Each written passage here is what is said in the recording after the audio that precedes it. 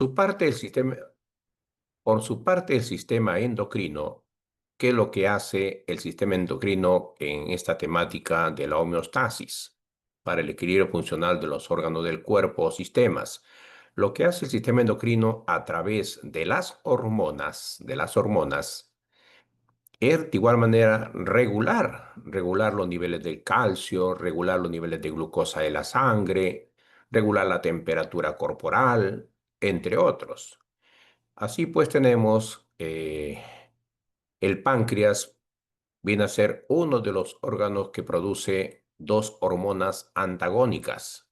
Las células beta del páncreas son los que elaboran la hormona llamada insulina y las células alfa del páncreas son los que elaboran la hormona llamada glucagón. ¿Qué hace la insulina? Tiene efecto hipoglicemiante, es decir, que al detectar una elevación de la glucosa, baja los niveles de glucosa de la sangre. Y por su parte, el glucagón tiene acción contraria. Si baja los niveles de glucosa de la sangre, su función será subir los niveles de glucosa de la sangre para mantener el equilibrio en la que ésta se encuentra a nivel de la sangre. Ya vamos a ver cuáles son esas cantidades en las siguientes diapositivas. Ingresemos ahora a revisar cómo es la homeostasis de la temperatura corporal. En la base del cerebro tenemos el termostato del cuerpo humano. ¿Cómo se llama ese órgano considerado como el termostato del cuerpo humano? Viene a ser el hipotálamo. Solamente lo presentan los animales homotérmicos, los de sangre caliente. Entonces, cuando llega la época de verano o de primavera, ¿qué es lo que hace el hipotálamo?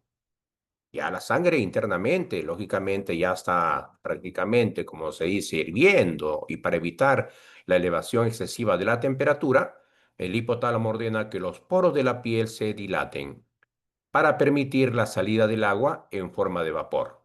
El ambiente externo de repente está frío, vienen corrientes de aire y hacen que rápidamente se condense y toda la superficie del cuerpo de la piel pues se va humedeciendo. De esa manera se va regulando la temperatura a nivel del cuerpo.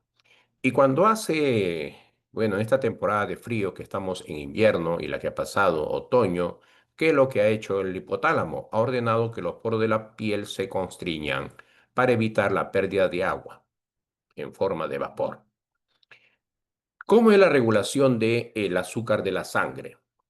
¿Cuál es la cantidad normal de azúcar en la sangre? Es de 90 miligramos por cada 100 mililitros de sangre.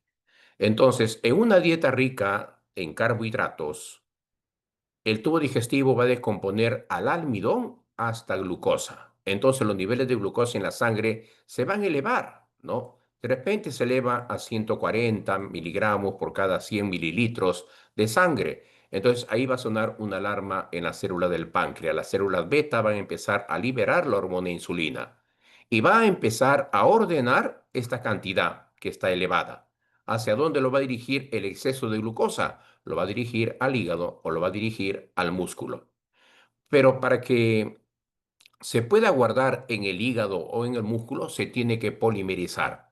Y esa polimerización de la glucosa en el hígado toma el nombre de glucógeno. Entonces, el glucógeno viene a ser la reserva de carbohidratos que tenemos a nivel hepático o a nivel muscular.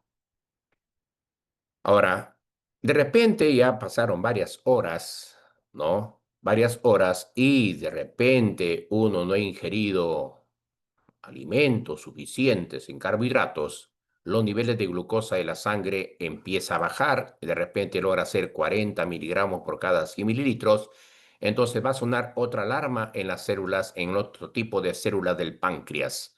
¿Quiénes son esas células? Las células alfa. ¿Y qué es lo que van a liberar? La otra hormona, el glucagón. ¿Qué es lo que va a hacer glucagón?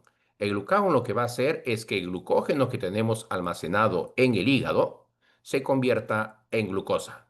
Es decir, va a ocurrir el fenómeno de glucogenólisis. ¿Quién favorece entonces, en este caso, la glucogenólisis? El que favorece la glucogenólisis, la degradación de glucógeno para liberar glucosa, viene a ser esta hormona llamada glucagón.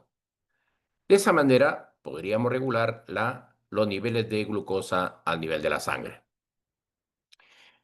También existe la homeostasis del calcio. En torno a la homeostasis del calcio, ¿cuánto es la cantidad de calcio a nivel de la sangre? 10 miligramos por cada 100 mililitros de sangre. ¿Y cómo es que compensamos el calcio que está en nuestra sangre? Bien, una dieta rica en alimentos que contengan calcio, leche, huevos, pescadito, ¿no?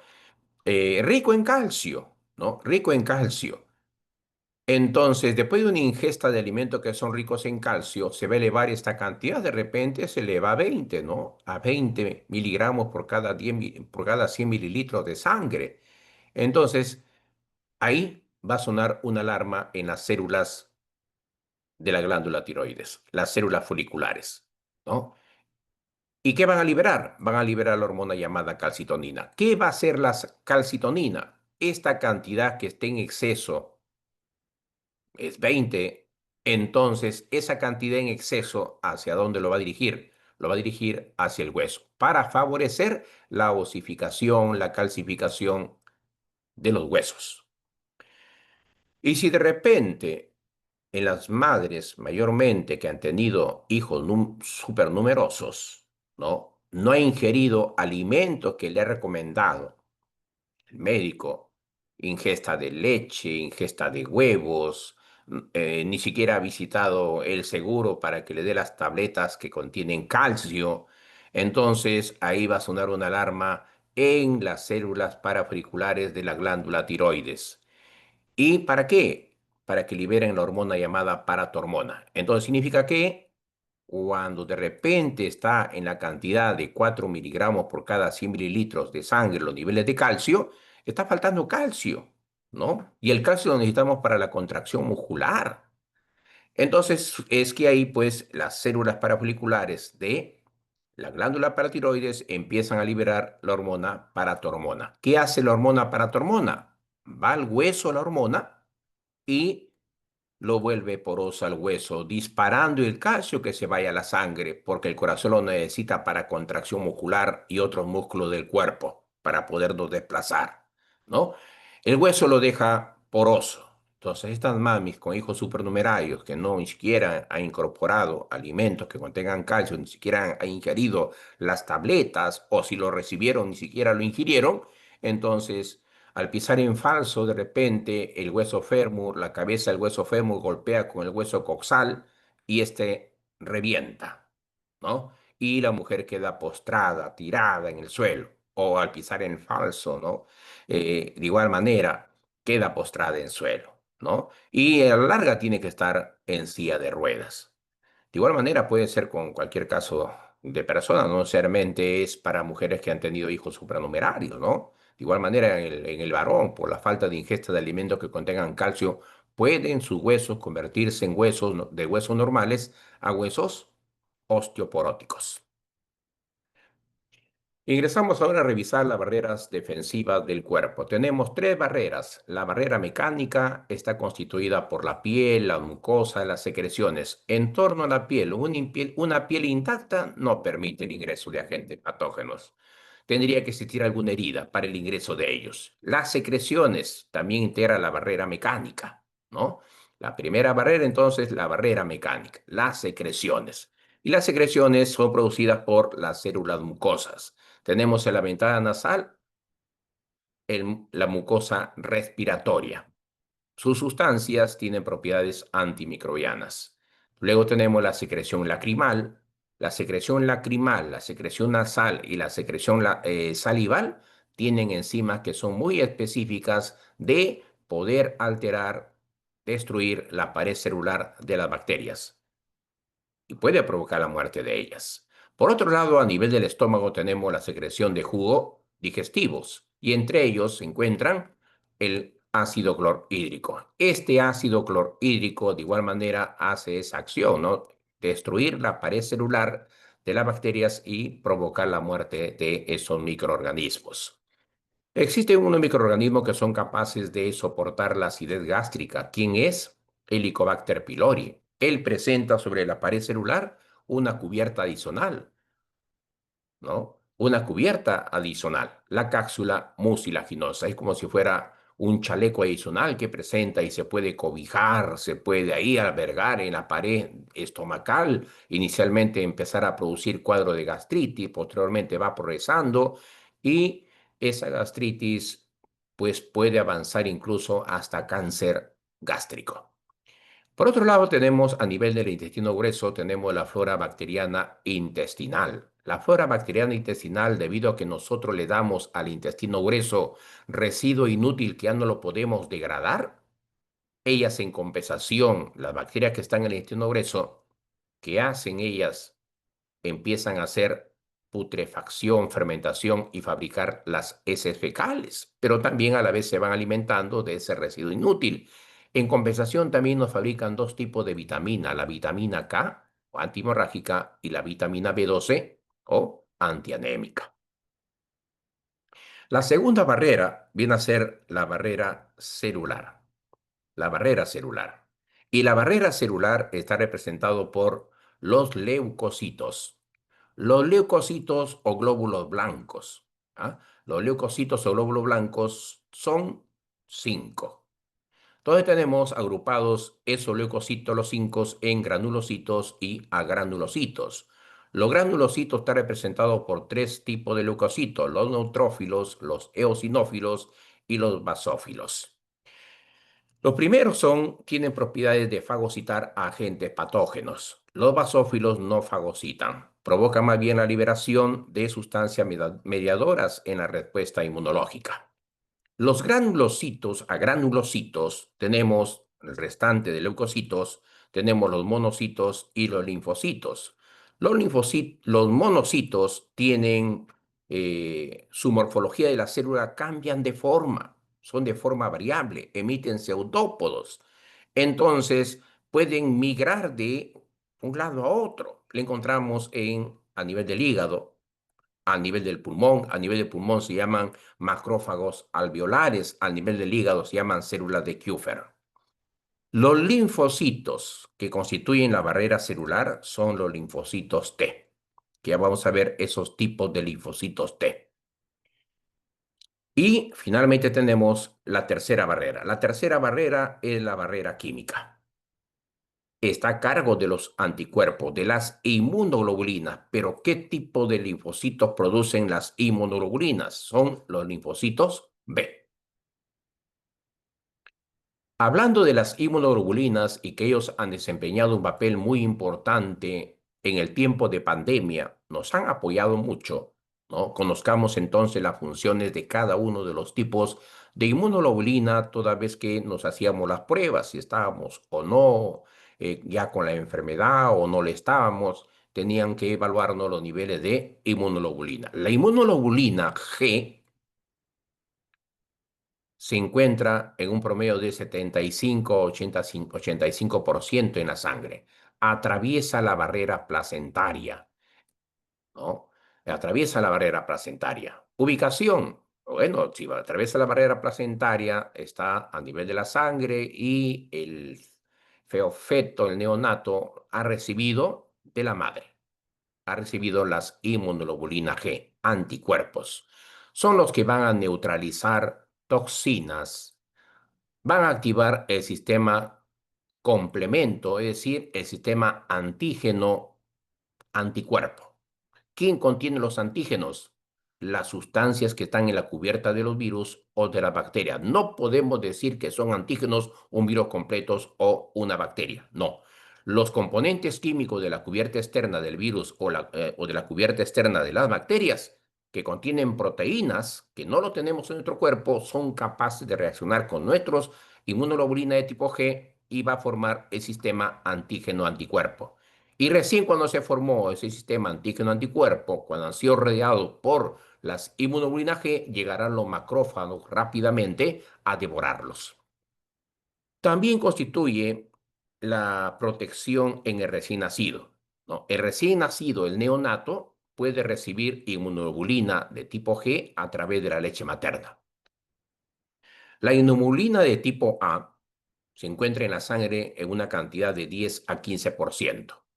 ¿no? La ubicación podemos encontrarlo en la secreción, secreción salival, secreción lacrimal, en el moco nasal, en el moco faríngeo, en las secreciones gastrointestinales. Ahí lo podemos encontrar, ¿no? Son los anticuerpos de tipo secretor. Brinda protección localizadas a las membranas mucosas. Por eso nos hacían a nosotros un hisopado nasal, un hisopado faríngeo, para poder detectar los niveles de inmunoglobulina de tipo A. Puede estar presente en la leche materna. Brinda también protección al recién nacido. La inmunoglobulina de tipo M se encuentra en menor proporción de 5 a 10%, ¿no? Está en sangre y linfa. Es la primera inmunoglobulina en aparecer en respuesta a un antígeno. También se le llama anticuerpo natural. La primera en aparecer entonces cuando ingresa un antígeno de la cubierta del virus o de la cubierta de la bacteria es la primera que aparece, la inmunoglobulina de tipo M. Secundariamente ya es la inmunoglobulina de tipo G. La inmunoglobulina de tipo D, de igual manera, pero está en menor proporción, menor al 1%. También lo podemos encontrar a nivel de sangre y linfa. Más bien, estas ayudan a las células beta en el reconocimiento de los antígenos. Va a activar a las células beta para su transformación en células plasmáticas. Finalmente, la inmunoglobulina de tipo E, menor proporción, esta mayormente se hace evidente justo en casos de alergia. Facilita los procesos de granulación de los mastocitos y los basófilos con descarga de sustancias como la heparina, es una sustancia anticoagulante, o de histamina, se elevan los niveles de histamina en aquellas personas que tienen procesos alérgicos, ¿no? Ante la presencia de algún alergeno, rápidamente se libera inmunoglobulina de tipo G. Los linfocitos que habíamos indicado en la respuesta celular, ahí están los linfocitos T. En la respuesta humoral, ahí están los linfocitos B. Los linfocitos T se agrupan en los llamados linfocitos T4 y linfocitos T8.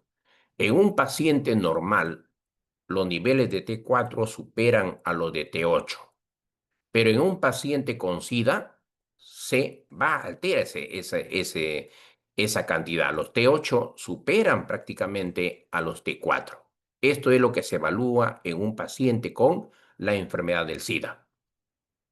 Los linfocitos T8, estos pueden ser citotóxicos o supresores. Los linfocitos NK son aquellas que rápidamente tratan de detectar células tumorales, incluso virus que producen virus oncogénicos que activan rápidamente a los genes normales que tenemos nosotros como genes durmientes y se activan para producir cáncer. Su función de estos linfocitos NK killer, ¿cuál es? Detectar cambios en la morfología de las células que han sido infectados por virus oncogénicos o que han degenerado convirtiéndose en células tumorales. Es decir, han iniciado un proceso de metástasis. ¿Y qué es lo que hacen una vez que ha sido detectado la célula infectada o célula tumoral? Estos son los que se encargan de destruir a las células, pero se llaman células asesinas de las células tumorales. Pasamos a la inmunidad.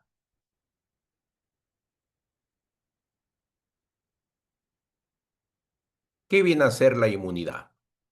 Es la capacidad del organismo a ser invulnerable a una enfermedad determinada. Habíamos indicado que al ingreso de los antígenos que están en la cubierta del virus o de la bacteria o de los hongos o de los protozoarios, se va a activar el sistema antígeno-anticuerpo. Al activarse este sistema, se va a favorecer que lleguen rápidamente células que tienen esa capacidad de degradar a los microorganismos de manera completa, a los virus, a las bacterias. Clases de inmunidad. Tenemos una inmunidad natural o innata y una inmunidad que uno la adquiere porque ingresan sustancias al cuerpo, es la inmunidad adquirida. La inmunidad natural está asociada con la primera barrera mecánica. Está a cargo de los fluidos corporales, ¿no? Ahí está la secreción salival, lacrimal, secreción gástrica, la piel intacta, la secreción mucosa. La barrera también está a cargo de las células, la barrera celular, no solamente la barrera mecánica, también está la barrera celular. Y dentro de la barrera celular están los macrófagos, ¿no? Los macrófagos están los linfocitos T killer, ¿no? También tenemos acá la inmunidad adquirida. Dentro de la inmunidad adquirida hablamos de dos tipos. Una inmunidad adquirida adaptativa de tipo pasiva es cuando los anticuerpos ya han sido fabricados en otro organismo, ¿no? No vamos a esperar que la persona se recupere y recién colocarle la vacuna, ¿no? No, hay que salvar a esa persona que ha sido mordido por un perro rabioso, entonces hay que colocarle suero antirrábico, o a una persona que le ha mordido una serpiente, suero antiofídico, o a una persona que le ha picado una araña venenosa, ¿no? Rápidamente colocarle contra el veneno de las arañas, ¿no? Entonces, por eso es una inmunidad pasiva, porque los anticuerpos ya han sido formados en otro organismo. Y la inmunidad activa, sí, pues es preventiva, ¿no? Aquí intervienen los linfocitos B.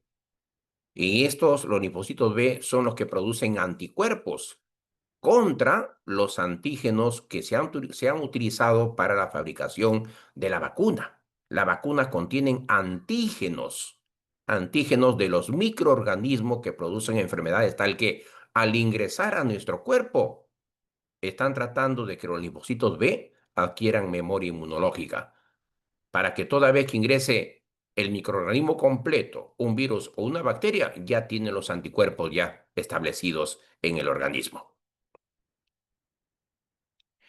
La inmunidad natural puede ser también activa y pasiva. ¿Cuándo es activa? Es activa cuando ingresó el microorganismo y activa de manera natural la producción de anticuerpos. La persona, en este caso, posee mayor duración, ¿no? Por lo que el individuo logra recuperar la infección y gana inmunidad por más tiempo. Y cuando hablamos de inmunidad natural pasiva, es aquella que los anticuerpos lo ha recibido el feto a través de qué, del cordón umbilical, o lo ha recibido el neonato a través de la lactancia.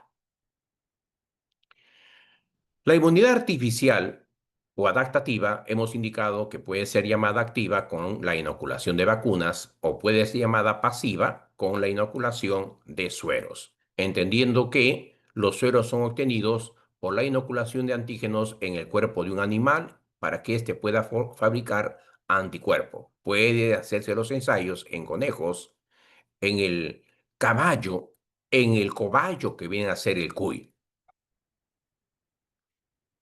Tipo de vacunas. Si estamos hablando que las vacunas son las que van a transportar componentes de los virus, componentes de las bacterias, entonces tenemos la clasificación de las vacunas de las siguientes maneras. Vacunas con patógenos vivos, pero que han sido atenuados su capacidad para producir enfermedad. Entonces, en condiciones de laboratorio se los ha tratado para que pierda esa virulencia, ¿ya? Esa virulencia.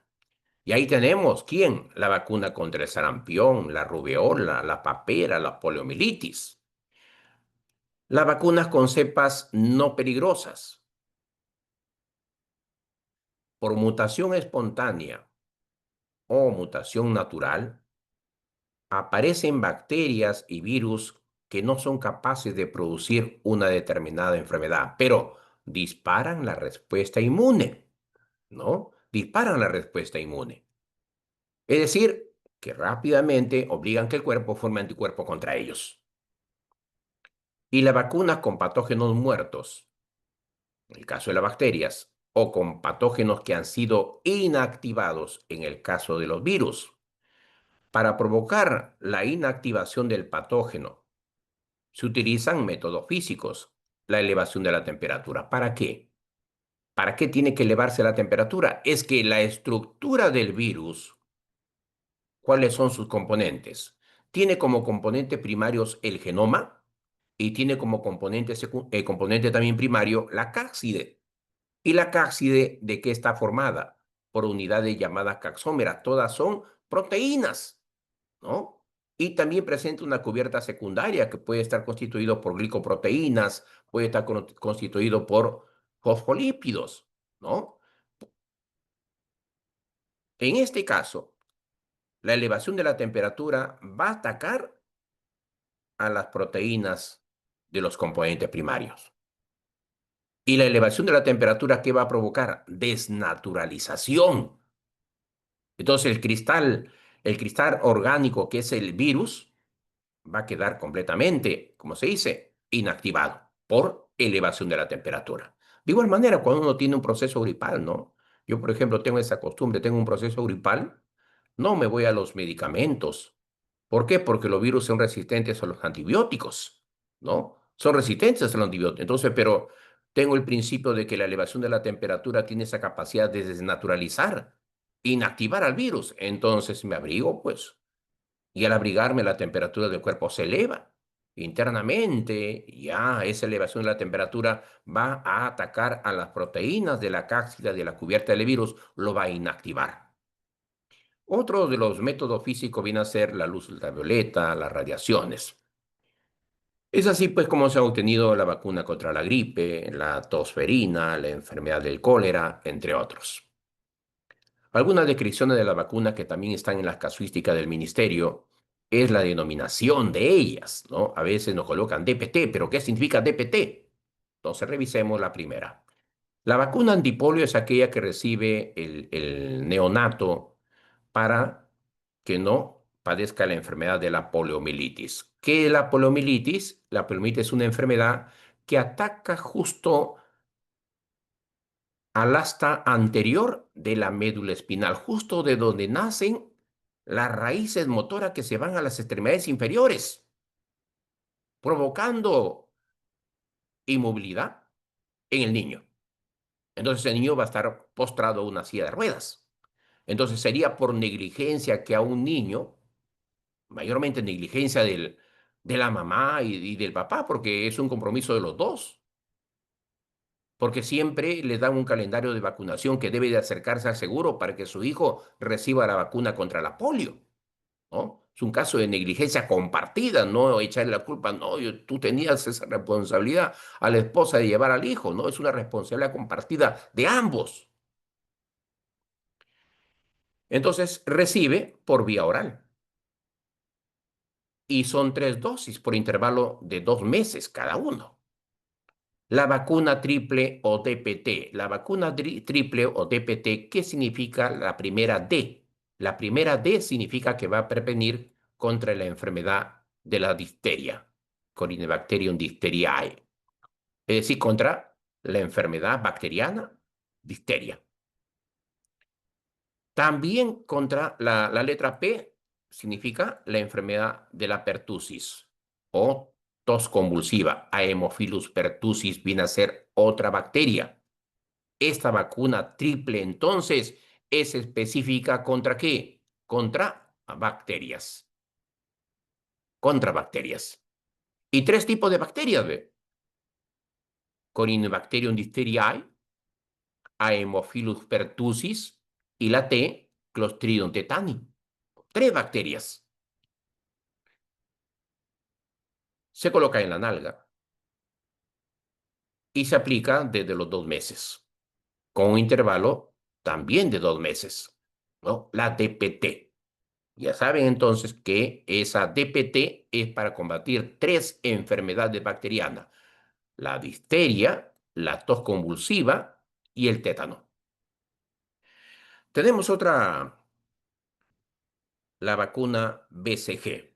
La vacuna BCG es la del bacilo de Calmette y Guerin, de sus fabricadores, ¿no? Protege contra la enfermedad de la tuberculosis, ¿no? De la tuberculosis.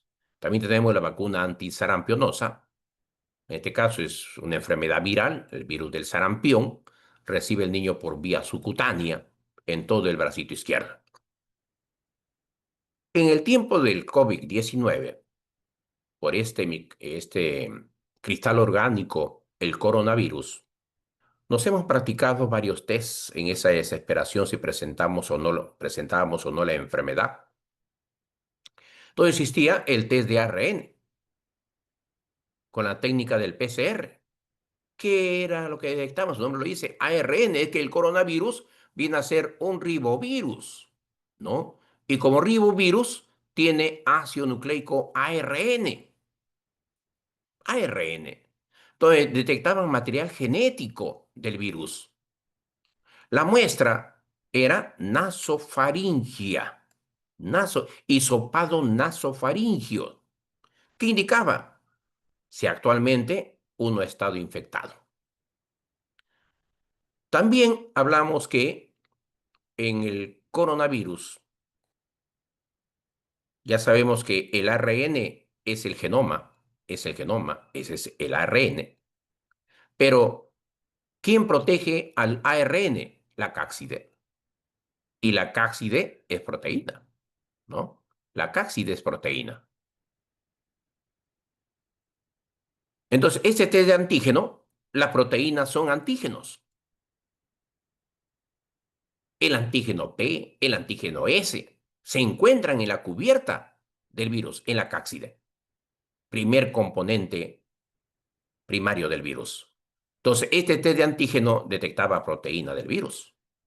Tiempo de duración, 15 minutos eran. A diferencia de la técnica del PCR, 4 horas. También la muestra era nasofaringia, ¿no? ¿Qué indicaba? Si actualmente estaba uno infectado.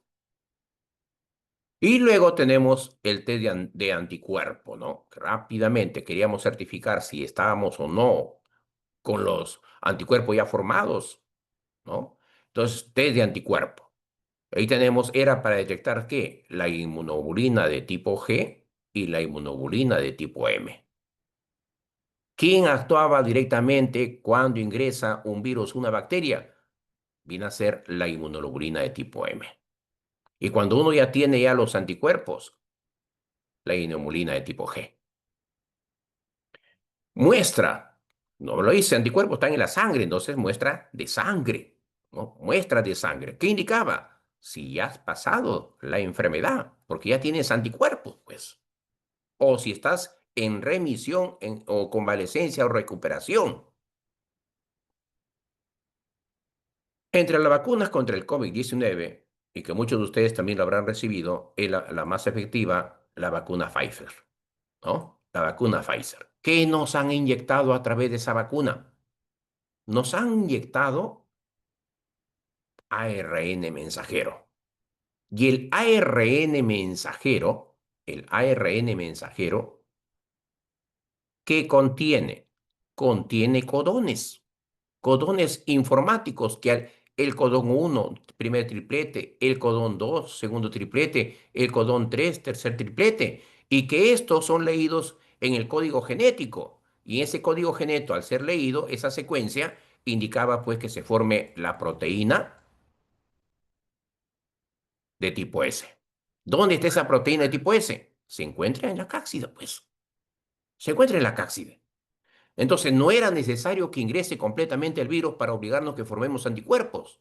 Entonces, nos han colocado la vacuna que carga ARN mensajero y solito nuestro cuerpo empieza a formar la proteína S.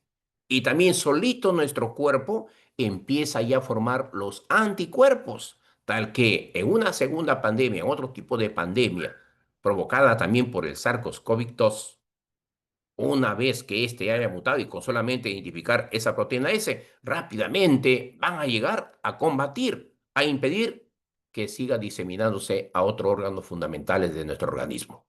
Van a detenerlo y van a llegar rápidamente los macrófagos a devorarlos. Bien, en su variante es la vacuna moderna, ¿no?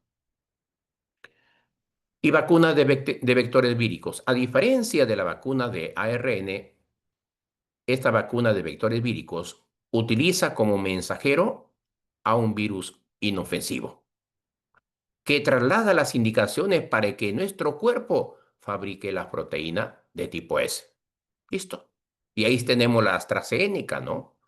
La de Hans, la de Jensen, que han recibido otro grupo de personas. En la desesperación no esperábamos que nos inyecten el que ya estaba, ¿no? O la de AstraZeneca o la vacuna Pfizer. Y la innovación de la vacuna Pfizer es que aparece una mejorada, ¿no? En la Pfizer moderna. Enfermedad. La enfermedad es toda perturbación que sufre el bienestar físico, mental y social de un organismo. ¿Cuáles son las clases de enfermedad por su duración? Tenemos las enfermedades agudas y las enfermedades crónicas. Las enfermedades agudas son de inicio y desarrollo brusco. Y ahí tenemos, pues, inicio y desarrollo brusco. Te da la gripe, resfriado común, ¿no? Te fuiste a comer un pollito a la brasa a las 10 de la noche y la mayonesa lo fabrican prácticamente a las 2 de la tarde hasta las 10 de la noche. Millones de bacterias están en la mayonesa. Y luego estás a las 2 de la madrugada. Ahí estás con todo el desorden gastrointestinal, ¿no? Cuadro diarreico, siempre, ¿no? Entonces ahí tenemos, ¿no? De inicio y desarrollo brusco. Enfermedades crónicas son de larga duración, ¿no? Hay, por ejemplo, la cirrosis hepática. ¿Cuáles son los elementos de una enfermedad infecciosa? Son dos. El agente productor o patógeno o etiológico y el agente vector o mecánico.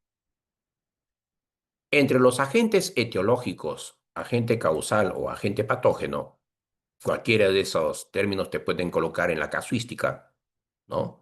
Por eso siempre hay que estar, ya vamos también archivando esa información en nuestra memoria de largo plazo, pues.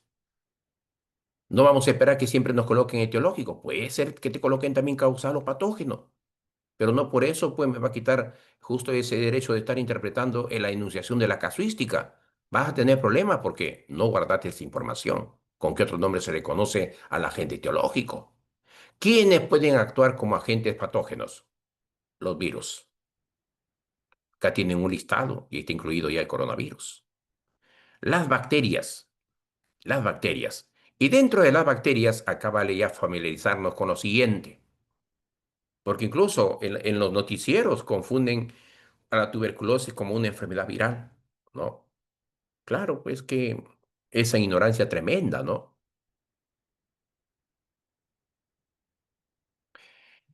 ¿Qué enfermedades son consideradas como bacterianas? La tuberculosis. ¿Quién es el agente patógeno? Viene a ser el bacilo de Koch de su descubridor. Nombre científico del bacilo de Koch, Mycobacterium tuberculosum. El primero es el género, el segundo la especie. Otra enfermedad, la fiebre tifoidea. De su descubridor, Bacilo de Eber. Nombre científico, Salmonella tifosa. También se le llama la tifoidea salmoneliosis. Otra enfermedad, el tétano. De su descubridor, Bacilo de Nicolayer. El agente patógeno, Clostridium tetani. Otra enfermedad, la lepra. De su descubridor, Bacilo de Hansen. Nombre científico, Mycobacterium leprae. La enfermedad de la gonorrea, la quemada, ¿no? De su descubridor, gonococo de Neisser. Nombre científico, Neisseria gonorrhoeae. Otra enfermedad, la sífilis. Y acá tenemos el agente patógeno, nombre científico, Treponema pallidum.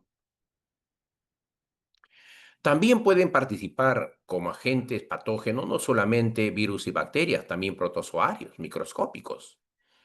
De la enfermedad de Chagas, agente patógeno, Trypanosoma cruzi. De la enfermedad del sueño, Trypanosoma gambiensis.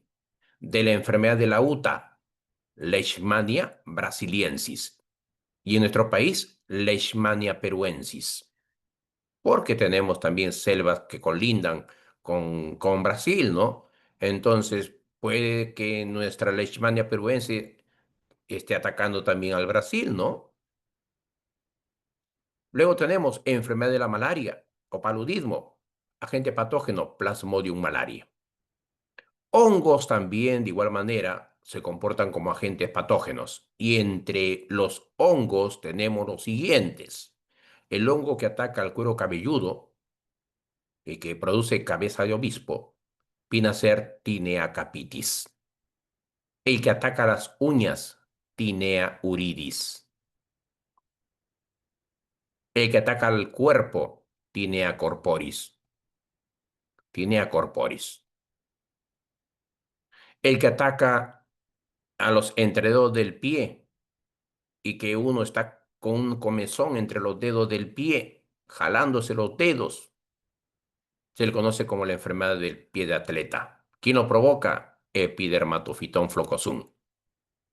Algunos nemátodos, bueno, y estos nemátodos son pequeños. Tenemos acá lo siguiente, producen enfermedades parasitosis. Tenemos a la lombriz intestinal, produce la enfermedad de la ascariasis, más conocido el agente como solitaria o lombriz intestinal, nombre científico Ascarilumbricoides. De la triquina, Trichinella spiralis. El que produce escozor en el recto, mayormente en los niños de jardín y primeros años de la primaria. Tenemos los oxiuros. El agente patógeno, nombre científico, Enterobius vermicularis. El niño intranquilo, raqueteándose ahí, el anito ahí. Lo tenemos en los mineros, ¿no? Los mineros que están actualmente provocando vandalismo en las regiones donde específicamente extracción de minerales, ¿no? Tenemos, puede que muchos de ellos paran descalzos y pueden ingresar a través justo de las venas dilatadas que están en el pie y producen la enfermedad de ancilostoma duodenalis. El otro agente, aparte de los agentes patógenos o etiológicos, tenemos los agentes vectores. Los agentes vectores también se le conoce con el nombre de agentes mecánicos, ¿ya? Son aquellos que van a transportar al agente patógeno. Así tenemos, así tenemos el agente vector pulga. ¿A quién puede transportar? Puede transportar la pulga, puede transportar a la bacteria. Y a la bacteria que transporta puede dar lugar a la enfermedad de la peste bubónica. El zancudo, y hablamos del zancudo anófeles. El zancudo anófeles, ¿a quién puede transportar? Al Plasmodium malaria, para producir la enfermedad de la malaria. El mosquito Flebotomus. El mosquito Flebotomus puede transportar a la bacteria llamada Bartonella bacilliformis. Bartonella bacilliformis. Esta bacteria Bartonella bacilliformis es la bacteria que se inoculó el mártir de la medicina peruana, Daniel Alcide Carrión. Bartonella bacilliformis. También el mosquito Flebotomus puede transportar al protozoario Leishmania peruensis para que uno presente la enfermedad de la UTA. Puede haber pérdida de toda la piel nasal y dejarlo en cartílago, ¿no? Desfigura el rostro de la persona. El piojo, nombre científico del piojo Pediculus humanus. Este puede transportar algunas riquecias. Rickettsia progazeki, por ejemplo. ¿Por qué creen ustedes que los soldados combatientes en una guerra tienen que estar cocoboleados, pilotos, sin cabello? Para que justo pediculus humanus no les provoque escozor. Y van a estar intranquilos, ¿no? Mejor están cocobolos. Por eso se le llama la enfermedad que produce la fiebre de las trincheras, de las guerras. Mosquitos de patas blancas. ¿Quién es? El Aedes aegypti. Este puede transportar al virus del dengue, al virus del Zika, ¿no? Al virus del chikungunya, entre otros. La chirimacha, con nombre científico Triatoma infestan. Este puede transportar al protozoario llamado Trypanosoma cruzi para producir la enfermedad de la tripanosomiasis o enfermedad de Chagas. La mosca común, mosca doméstica, puede transportar a Salmonella tifosa para producir la enfermedad de la fiebre tifoidea. La mosca siempre se posa sobre heces fecales, si la ventana está abierta, se posa sobre las frutas y uno está consumiendo directamente esa fruta sin lavarla. Bien, ahí te dejo un listado de enfermedades para que te familiarices con ellos. Aquí llamamos enfermedades nutricionales, ¿qué ejemplos hay? Enfermedades infectocontagiosas, degenerativas, funcionales, mentales, traumáticas, hereditarias. Entonces no te vaya a sorprender el ministerio, mejor te empapas de esta información. Enfermedades alérgicas, tóxicas, iatrogénicas o enfermedades congénitas. ¿Ya? No olvidar entonces de ir revisando toda esa teoría. Y hemos hablado que en las enfermedades infecciosas está el agente patógeno, pero hemos hablado que se encuentran los virus, las bacterias, los hongos, los protozoarios, algunos nematodos, y se adiciona acá los priones. Los priones también son agentes patógenos. Producen, por ejemplo, la enfermedad de la vaca locas, el insomnio familiar, ¿ya? Estos priones, a diferencia de los virus tienen genoma y tienen cápside y tienen cápside. Pero acá los priones solamente son proteínas con capacidad mutagénica, ¿ya? Los priones no tienen genoma, solamente son proteínas. Bien, ahí tienes entonces nuevamente para que repases el listado de enfermedades con su respectivo agente patógeno, ¿ya? Enfermedades con su respectivo agente patógeno. ¿Cuáles son las etapas de una enfermedad? Tenemos la primera etapa, el periodo de incubación, que incluye la multiplicación de los microorganismos en la célula. Y va desde el ingreso de los microbios hasta la aparición del primer síntoma, periodo de incubación. Periodo de desarrollo es el momento en que aparecen los síntomas ya característicos de la enfermedad. Y periodo de convalecencia se refiere al periodo de recuperación del paciente. Los microorganismos pueden ingresar por vía cutánea, piel, ¿no? Puede ingresar por vía digestiva con los alimentos. Puede ingresar por vía respiratoria con el aire que respiramos. Puede ingresar por vía parenteral a través del cordón umbilical. ¿Cuáles son las formas de contagio? Tres. Contagio directo. Allá, ocurre por contacto de persona a persona, ¿no? De la persona enferma a la persona sana. Mucho se dice, pues, la esposa queda al cuidado del esposo o a la inversa y logra contagiarse. Es un contacto directo. O por los objetos usados por el enfermo, ¿no? Que no son higienizados, esterilizados. Luego tenemos contagio indirecto. El contagio indirecto eh, se produce por el uso de agentes intermediarios que tienen el microorganismo. Pueden ser toallas compartidas. No puede darse el caso, pues, de que la toalla de la hermana lo utilice el hermano, ¿no? O la toalla de los padres lo utilicen los hijos. Porque así, pues, están pasándole microorganismos del papá hacia el hijo. De igual manera, los utensilios llegan a algún visitante a casa y observamos pues que en los labios de ese visitante tiene algunas pequeñas ampollitas. Ah, ya, pues son herpes. Si no son higienizados, no son esterilizados, cubiertos, pueden a la larga también presentarse la enfermedad entre los miembros de la familia. Esterilizar entonces los utensilios ante la llegada de cualquier tipo de visitante. De igual manera, la ropa interior no puede ser compartida, ¿no? Entre hermanas, la ropa interior de una que tenga 20 años con una adolescente que tenga 13, 14 años, no van a utilizar, pues, ¿no? Bien, el aire también puede participar como agente de transporte del microorganismo contagio indirecto. El aire, los alimentos, algunos animales que criamos, algunos insectos vectores. Y congénito es cuando el microbio ingresa a través del cordón umbilical. Bien, ahí están los priones. ¿Qué son los priones? Los priones son virus lentos.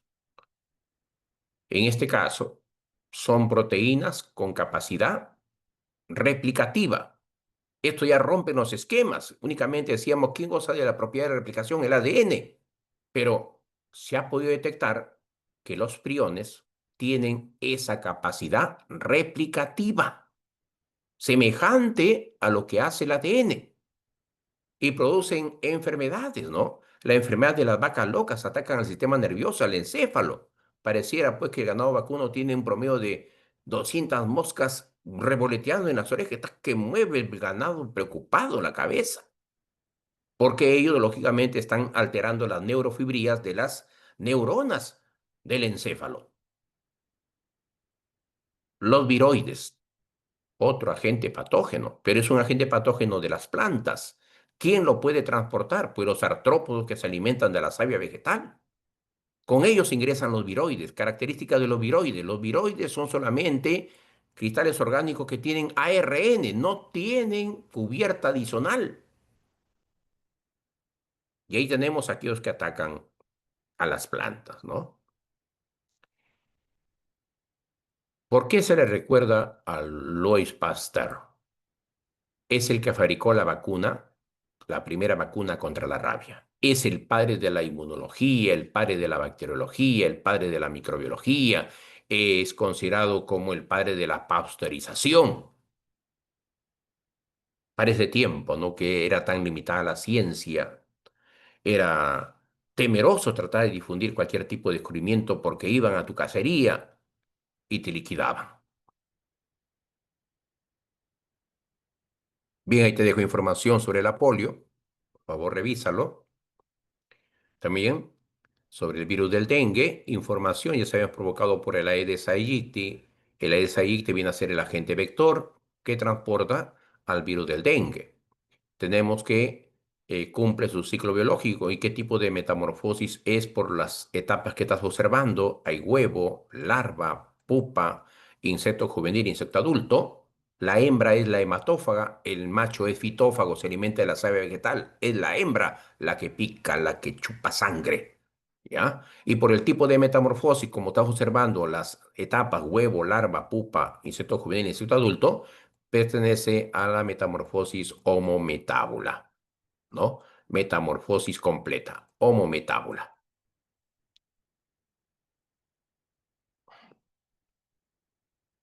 Bien, estás observando algunas larvas, larvales. La hembra es la hematófaga, ¿eh? Tanta sangre que chupa durante las noches. Donde puede estar justo en aquellos lugares donde existe acumulación de agua, ¿no? Ahora que nuestras mañanas aparecen húmedas, ahí está acumulándose el agua. Y pues están ahí las hembras para realizar la ovoposición, los huevos, y los huevos poco a poco se va transformando porque encuentra agua, ¿no? Y en el estadio larvario son muy voraces. Lo que encuentren empiezan a devorar en ese ambiente acuático. Y ahí es la que aprovecha el hombre, ¿no? El hombre que sabe que de una u otra forma debe utilizar lo que produce Bacillus thuringiensis, es una toxina. Se consigue ahora en polvo, esa toxina se suelta a los ambientes acuáticos y va a producir en el tubo digestivo, en el tubo digestivo va a producir un desorden gastrointestinal en la larva y viene la muerte de la larva. Con eso cortamos el ciclo biológico y ya no puede progresar a convertirse en su siguiente estadio. Entonces ya no pueden progresar para convertirse en insectos juveniles o adultos. Huevo, larva, pupa, ya no avanzaría hasta pupa. Estamos cortando. ¿Cuáles son los síntomas? Tenemos dos tipos de dengue, el dengue clásico y el dengue hemorrágico. En el dengue clásico hay fiebre alta, ¿no? De repente ustedes han padecido, ¿no? Yo no he tenido esa oportunidad aún, la de padecer la enfermedad del dengue, pero sí otros amigos, colegas de los colegios, la universidad, manifiestan, ¿no? Fiebre alta, repentina, dolor intenso muscular, dolor en las articulaciones, huesos, dolor de cabeza, dolor a los ojos. A veces hay salpullido rápidamente ante una segunda, eh, de repente ha tenido Bueno, se recuperó totalmente, pero después nuevamente proliferó, ¿no? El ambiente cargado de estas hembras del Aedes aegypti y en una segunda oportunidad y empieza a aparecer sarpullido en todo el tronco, brazos y piernas. Una comezón tremenda, ¿no? El dengue hemorrágico, característico de ellos, es sangrado, ¿no? En diferentes partes del cuerpo. Puede haber vómito, diarrea, alteraciones de la presión. Tiene miedo el paciente a ingerir alimentos porque siente que lo va a botar, entonces hay falta de apetito, sudoración, sueño. Sueño por pérdida de sangre, anemia. Las ITS más comunes tenemos las siguientes. Hay ITS que son curables y mayormente se refieren a aquellas que son producidos por bacterias, ¿no? Producidos por hongos, producidos por algunos parásitos. Ellos son curables. ¿Y quiénes son incurables? Los que son producidos por virus. Entonces tenemos bacteriana, sífilis, Treponema pallidum, chancro, Haemophilus ducreyi, gonorrea, Neisseria gonorrheae, ¿no? Clamidias, hongos, parasitaria, Trichomona vaginalis. Entre las virales, ni que hablar, ¿no? Herpes labial en el labio de la persona. Un visitante a casa, por ejemplo, llega, ¿no? Y tienes que compartir tus utensilios, pues, ¿no? Puede dejar ese virus del herpes en estadio vesicular, ¿no? Eruptiva, peor aún, ¿no? También existe herpes genital, ataca los genitales, tanto del hombre como la mujer. El VIH, el virus del papiloma humano, el virus de la hepatitis. Los modos de contagio de las enfermedades virales, ¿no? Tenemos ahí, puede ser vaginal, oral, contra natura, anal, oral. Entonces tenemos herpes labial, herpes genital, virus del papiloma humano, el SIDA. Pueden haber manifestación hasta de verrugas genitales en el caso de la proliferación del virus del papiloma. Hay clamidias, hongos, chancroide bacteriana, gonorrea bacteriana, sífilis bacteriana, vaginitis bacteriana. En torno al herpes labial, ¿cuáles son los cambios sucesivos que se dan a nivel de un ataque por el virus del herpes? ¿Y qué produce herpes labial? Este tipo de herpes, a diferencia del herpes genital, ¿no? El herpes labial sana esporádicamente. A las 2 semanas el paciente está sano. Pero ¿cuándo deja cicatriz? Cuando está sacando en el estadio vesicular y lo revientas tú. Lo revientas. Hay drenaje. Y al reventarlo, y peor aún si utilizas colorete, hace la diseminación, la extensión. ¿Cuáles son las etapas? Bueno, los que han padecido podrán manifestar que hay coherencia, ¿no? Hay hormigueo. 2, presencia de vesícula. 3, hay drenaje, ¿no? Drenaje. 4, ya salió todo el líquido. Prohibido acá entonces en estas etapas el uso en las mujeres, de los coloretes, ¿no? De el beso fuerte en la pareja, formación de costra, ya reventó, ya salió todo el líquido, drenaje, y viene finalmente la curación. La curación. No deja cicatriz. Va a dejar cicatriz cuando utilice los deditos para reventarlo.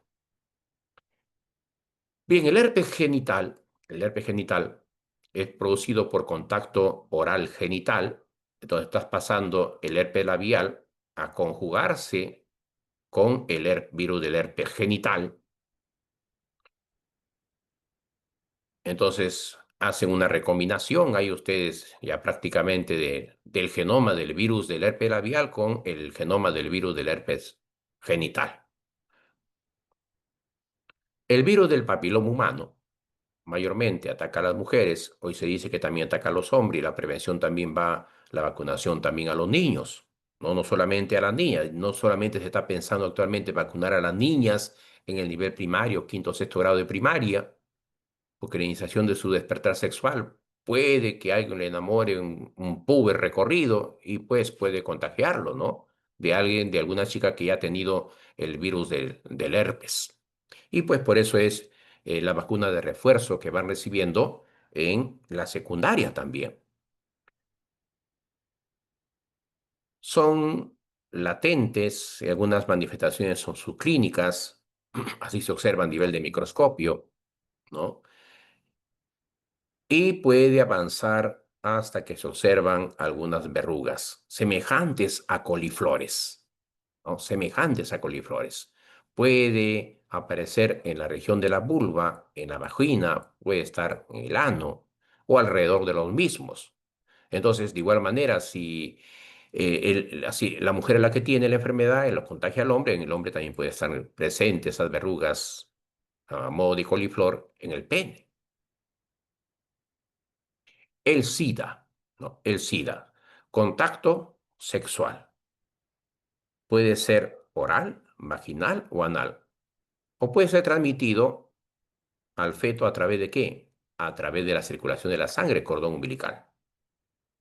Síntomas, los que conocemos, ¿no? Característicos, fiebre, sudoración por las noches, las glándulas, los ganglios infartados, hinchados, escalofríos, debilidad, pérdida de peso porque están con diarrea permanentemente. Desarrollan un tipo de cáncer piel llamado sarcoma de Kaposi, entre otros. La prevención, lo que es común, ¿no? Si desconoces a la persona, los antecedentes de la mujer, o a la inversa, la mujer desconoce los antecedentes del varón, preferible es hacer uso del preservativo.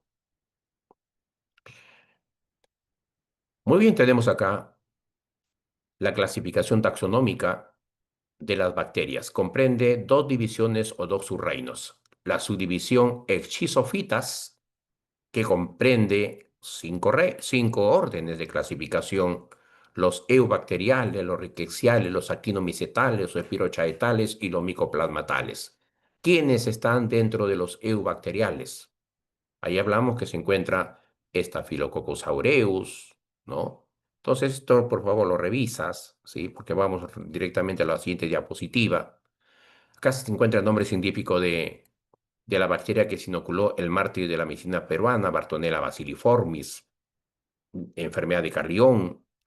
Acá se encuentran bacterias que producen el antibiótico llamado streptomicina, la uromicina, la quimiomicina.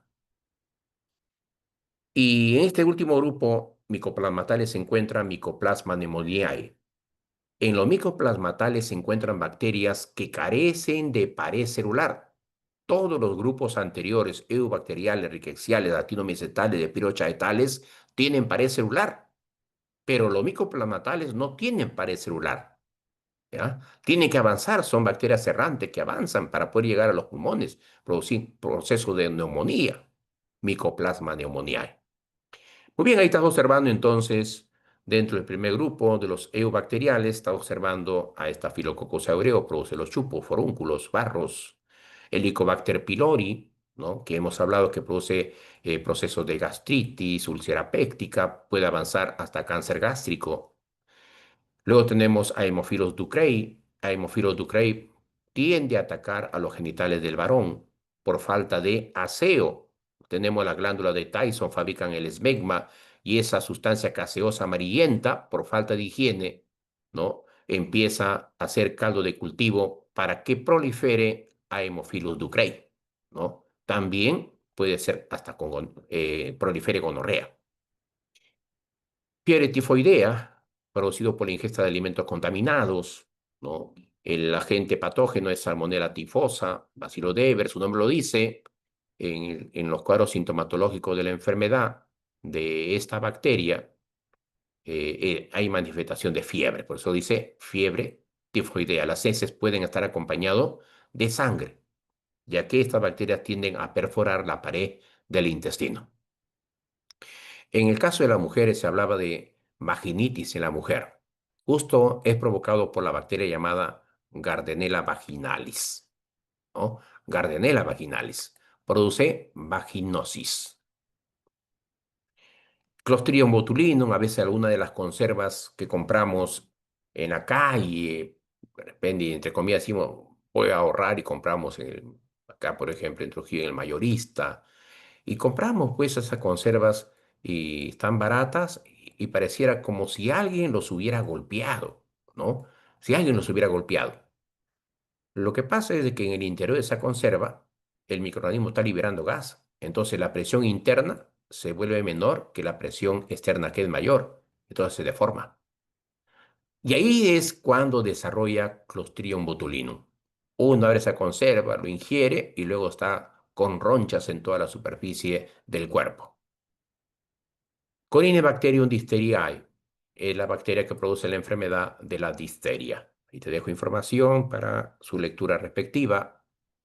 En la mujer que da luz, ¿no? Ya nació el neonato, ya salió, y luego viene la otra etapa, el alumbramiento. Tiene que haber salida total de la placenta, pero a veces no hay apoyo completo de la ginecóloga, de las enfermeras, y están quedando retazos de placenta en el interior de la madre.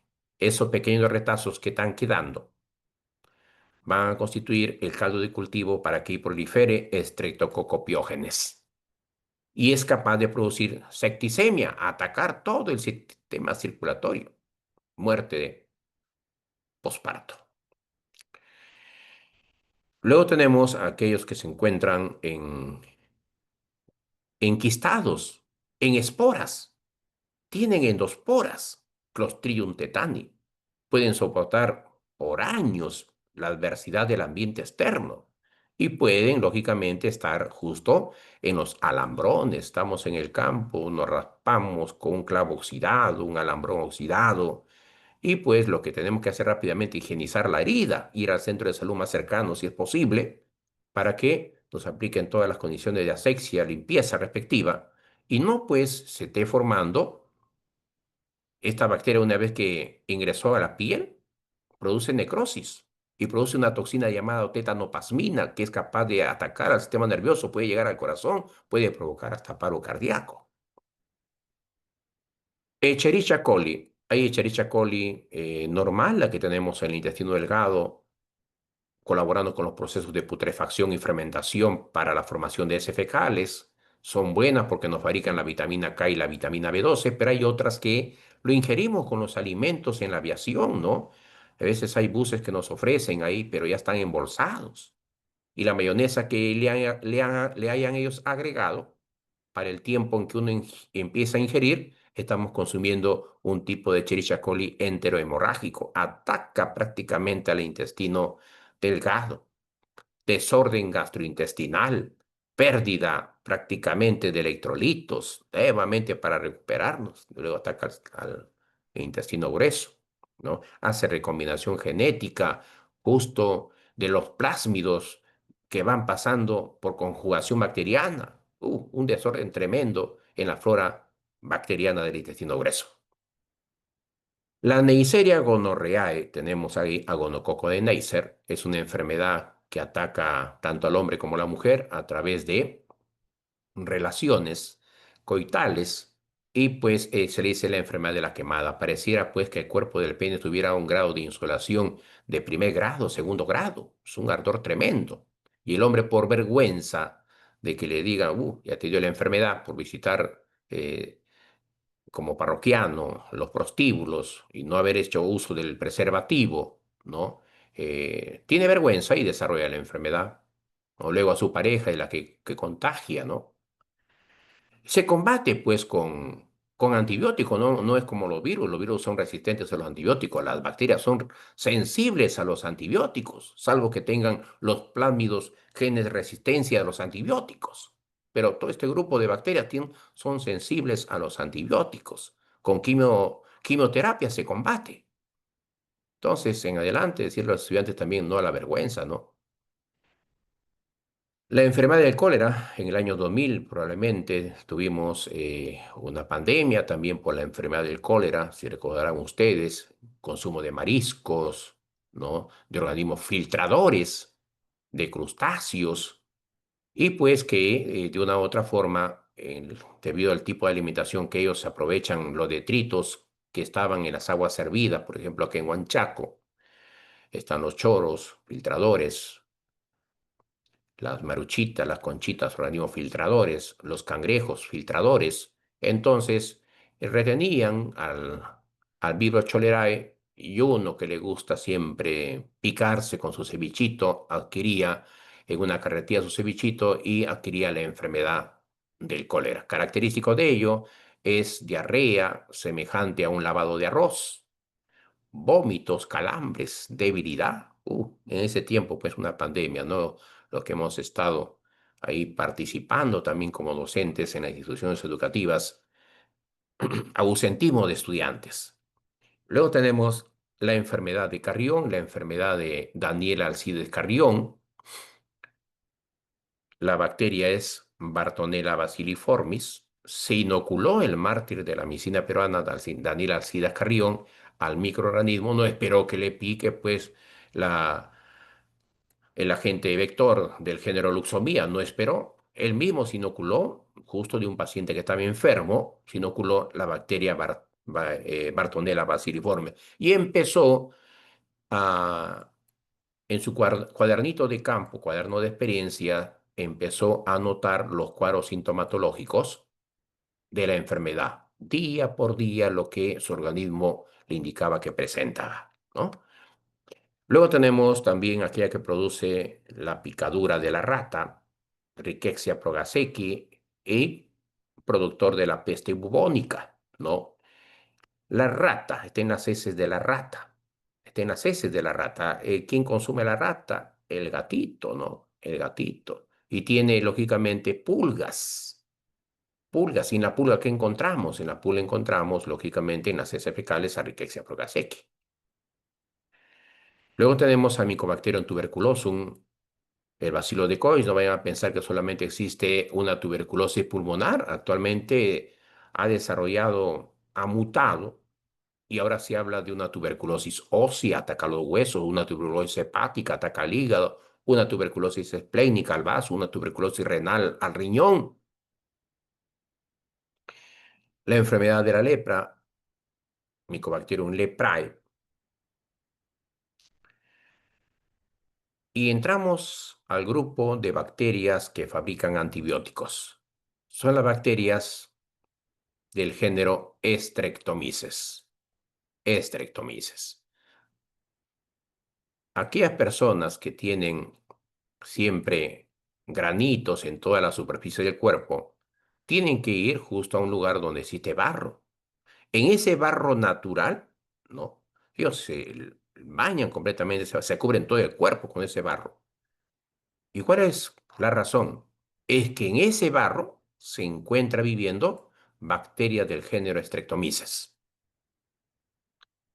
Y estas bacterias del género Streptomyces, Streptomyces erythroceus, producen antibiótico eritromicina.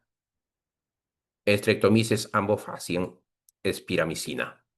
Streptomyces fradiae, neomicina. Griseus, streptomicina. Canamicites, canamicina. Rimosus, tetraciclina. Todos los antibióticos que encontramos en farmacia son aislados en condiciones de laboratorio, son cultivados y van fabricando el antibiótico. Y es lo que se va almacenando. Entonces, para evitar esos gastos, van ellos, se dan ese baño completo, se embarran todo el cuerpo y están ahí, pues, que actúa esa sustancia que liberan los diferentes bacterias del género Streptomyces, consiguiendo sanarse en 5 baños de barro. Luego tenemos en la enfermedad de la sífilis, Treponema pallidum, diferentes estadios, y acá hay que tener sumo cuidado. También es ocurrido por la visita a prostíbulos, que el que tiene miedo hasta de declararse una mujer, tiene que ir allá, no por la vergüenza misma, a los prostíbulos. Pero todo ha cambiado, ¿no? Todo ha cambiado. Entonces tenemos ahí la sífilis primaria. Ocurre después de 48 horas de haber tenido una actividad coital con una mujer o un varón con la enfermedad. Aparece erupciones, semejante al chancro, en los genitales.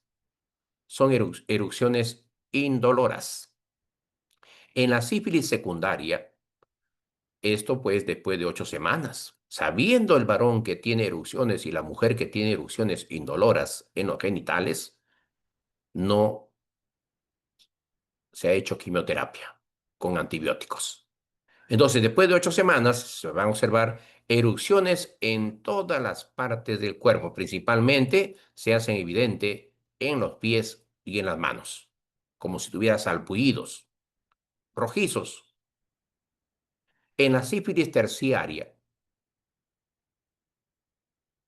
va de 1 año a 20 años. Empieza, si no se ha hecho la quimioterapia, por vergüenza, no quieren que lo analicen, por vergüenza que tiene esa enfermedad instalada en su cuerpo, se empieza a diseminar a otros órganos, que puede ser el corazón, ataca al corazón, paro cardíaco, pues, ¿no? Puede llegar al cerebro, ¿no? Mycoplasma pneumoniae, le decía en el entorno a Mycoplasma pneumoniae, produce la neumonía, ataca al pulmón, son bacterias errantes, cambian de forma, carecen de pared celular. Bien, ahí te dejo información sobre la tosferina, sobre la tuberculosis, sobre la enfermedad del cólera. Vas avanzando, por favor, en revisión de estas diapositivas de la fiebre tifoidea. Están los síntomas característicos, ¿ve? De la tifoidea: dolor de cabeza, fiebre, estreñimiento, postración, pérdida de peso, náuseas, vómito, rasgo de sangre, ya que hay perforación intestinal, ¿no? Caso de vaginitis, también por Gardnerella vaginalis. Acá hay para hacer la diferenciación entre la secreción que se detecta en la mujer. Si la secreción es verduzca en la ropa interior de la mujer, hay que estar pensando, y olor a pescado, es que está siendo atacado por el protozoario Trichomona vaginalis. Si la secreción en su ropa interior, se coloca una ropa interior negra y la secreción es blanca, algodonosa, entonces hay que pensar que se trata del hongo, ¿no? Candida albicans.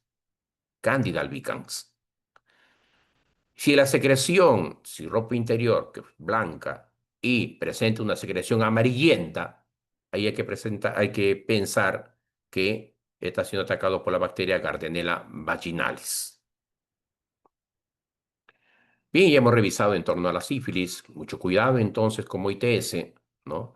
De la sífilis primaria, hemos indicado que la úlcera dura de 1 a 5 semanas. Esta desaparece,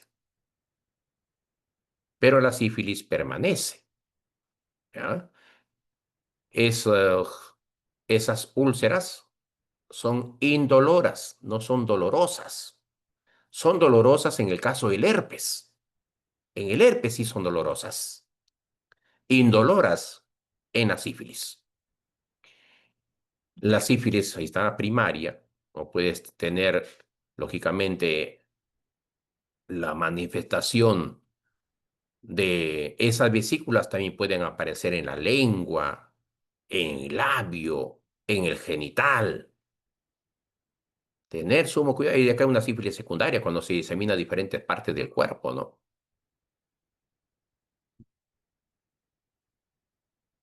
Y la sífilis terciaria cuando ya ataca el corazón, paro cardíaco, ¿no? La muerte de la persona. No lleguemos a tal extremo, ¿no? No a la vergüenza, rápidamente, a conversar bien con los hijos para no tener que estar lamentando. Con los estudiantes, estén prevenidos ante todo. Ahora no hay que estar con el tabú, hay que entregarle la información que corresponda. A veces se enteran, pues, por intermedio de otra persona, les entrega otra información anómala, ¿no? Bien, ahí está la gonorrea, ¿no? Es la enfermedad de la quemada. Característicos también atacan los genitales, ¿no? Bien, hasta ahí entonces vamos, hoy sí, a las casuísticas. ¿Qué tal las temáticas, colegas? Recordando, ¿no? Recordando la información. Vamos hoy sí, segundo bloque, desarrollo de casuísticas.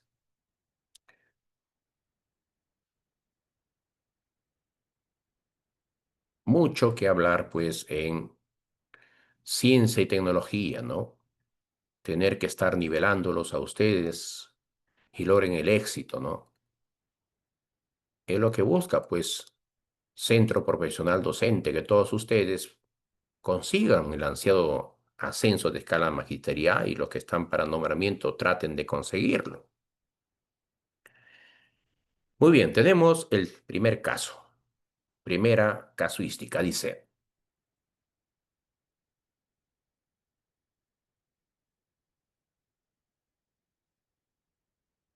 para dar inicio a una sesión de aprendizaje sobre salud y enfermedad, una docente plantea la siguiente pregunta a los estudiantes: ¿qué significa estar saludable? A continuación se presentan las intervenciones de tres estudiantes, de Juan, de Iván y de Ana. ¿Cuál de esas intervenciones, en cuál de ellas se detecta que no es un saber previo, sino que viene a ser un saber construido? ¿Ya? Cuando uno expresa lo que medianamente sabe, son saberes previos, pero si uno empieza a declarar que según la Organización Mundial de la salud es, ese es un saber construido, no es un saber previo. Y entre ellos, los estudiantes, Juan, Iván y Ana, es Ana la que te presenta ya un conocimiento producto, no un conocimiento proceso. El saber previo está en relación con el conocimiento proceso. El conocimiento proceso. Esos son insumos para poder llegar al conocimiento producto. Y ese conocimiento producto, con aceptación universal, nos plantea la Organización Mundial de la Salud. Ese no es un conocimiento previo, un saber previo.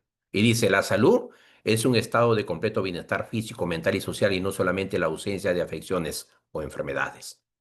Ana, entonces, en este caso, es aquella que está expresando un saber que no es previo.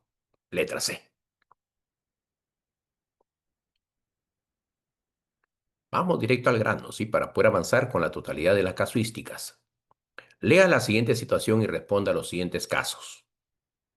Una docente se encuentra desarrollando una unidad didáctica sobre el cuidado de la salud. Ojo, son casuísticas del ministerio, ¿ya? Lo bueno acá, pues que Centro Profesional Docente tiene el histórico de que está que vienen repetidas las casuísticas de nombramiento, lo están pasando a ascenso, lo de ascenso están pasando a nombramiento, y que de 60 preguntas están viniendo a la mitad repetidas. Y eso nos ahorra tiempo.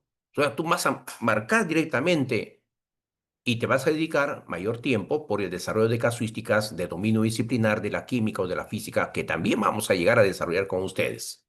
¿Ya? Aún estamos en dominio disciplinar de la biología. Dice: una docente se encuentra desarrollando una unidad didáctica sobre el cuidado de la salud. En ese contexto, los estudiantes comentan acerca de diversas investigaciones sobre el tratamiento de enfermedades.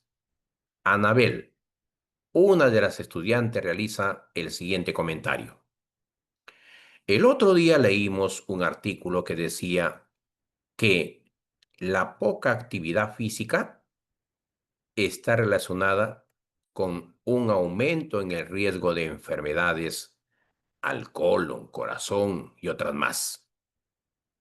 La poca actividad física. Entonces dice: yo pienso que el hecho de que nosotros tengamos una vida sedentaria de reposo, sin hacer deportes, ocasiona que padezcamos esas enfermedades. ¿Cuál es el error que se evidencia en el comentario del estudiante? Acá lo que tú tienes que diferenciar es, para que puedas llegar a desarrollar la casuística, debe de tener la diferenciación sobre qué viene a ser correlación y qué es lo que viene a ser causalidad. En causalidad es cuando una cosa es responsable de que ocurra otra cosa. Es decir, está la causa y está el efecto. La cocción de los alimentos se consigue gracias ¿a qué? Al calor de los cuerpos. Correlación. Cuando dos o más cosas parecen estar relacionadas. Por ejemplo, en verano, que estén relacionadas ¿quién? El aumento de la venta de helados en verano. Y está relacionada con quién también? Con el aumento de quemaduras por la exposición a radiación ultravioleta. Entonces ahí hablamos de correlación cuando dos o más cosas parecen estar relacionadas. ¿Significa esto que comer helado aumenta el riesgo de sufrir una quemadura solar, acaso? La correlación no siempre significa causalidad. No, no siempre significa causalidad. En días soleados es más probable que la gente come helados. En días soleados es más probable, dice, que se queme una persona que se ponga al sol. Pero una correlación no siempre significa una causa. Una cosa causa la otra en una correlación. Entonces, con ese antecedente ya podemos encontrar la respuesta, ¿no? ¿Cuál es el error que se evidencia entonces en el comentario del estudiante? Creer, pues, que la poca actividad física es la causa de algún tipo de enfermedad, ¿no? La letra A, la letra A. Y tenemos acá su explicación, ¿no? En el comentario, el estudiante Anabel comete el error de causalidad al asumir que la vida sedentaria ocasiona directamente enfermedades como las del colon y el corazón. Sin embargo, el artículo que menciona solo indica que existe una relación entre la poca actividad física y el aumento de riesgo de esas enfermedades, lo que implica correlación, pero no necesariamente implica relación de causalidad. Por eso es que se coge como respuesta la letra A, que la poca actividad sea responsable de la causa. Es correlación. Vamos a la siguiente. Marina, otra de las estudiantes, ahora comenta lo siguiente. El otro día vi noticias que se había realizado un estudio para probar la efectividad de un medicamento en el tratamiento de una enfermedad. Los investigadores habían convocado a personas con esta enfermedad y estas personas habían acudido masivamente para el primer estudio experimental. Yo no entiendo por qué las investigaciones de este tipo tienen que convocar a tantas personas. Podrían hacer estudios con menos personas. Si queremos generalizar el uso de un medicamento, tenemos que hacerlo con mayor número de personas. No puedo generalizar algún producto que tenga que consumir el genérico universal de la población con una reducida cantidad de personas, pues. ¿Cuál de los siguientes aprendizajes es necesario promover en estudiante? Es necesario promover en el estudiante lo siguiente, ¿no? Que la reducción del efecto de las diferencias entre los participantes en una investigación, que él debe de comprender que no puedo generalizar el uso de un medicamento en grupos menores, sino en grupos mayores. ¿Listo? La letra A. Y ahí está, ¿no? En este caso, entonces, en los estudios experimentales, colegas, se necesita una muestra grande para reducir el efecto de las diferencias individuales entre los participantes. Si la muestra es muy pequeña, los resultados pueden estar sesgados por factores como la genética, los estilos de vida, ¿no? Un mayor número de participantes ayudaría a garantizar que los resultados sean más representativos de la población general y no estén influenciados por esas características individuales relacionadas con la genética o los estilos de vida. He ahí entonces la razón del por qué se escoge la alternativa A. Vamos a la siguiente.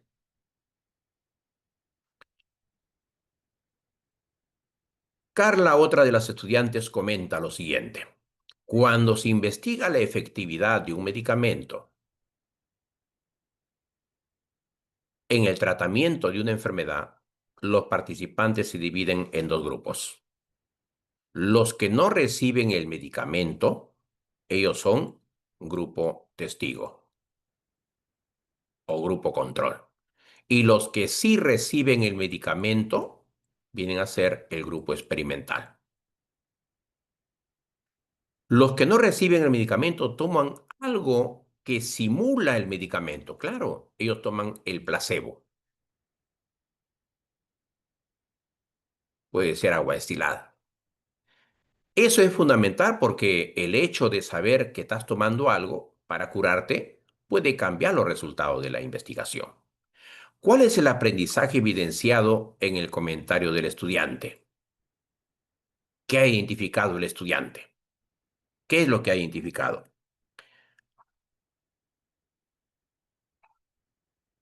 Estamos en el caso 4. Lo que ha identificado el estudiante es la necesidad de comparar los resultados obtenidos en dos grupos en la investigación. Los resultados obtenidos a nivel de grupo testigo y los resultados obtenidos a nivel de grupo experimental. ¿Está? La letra C. Comparar.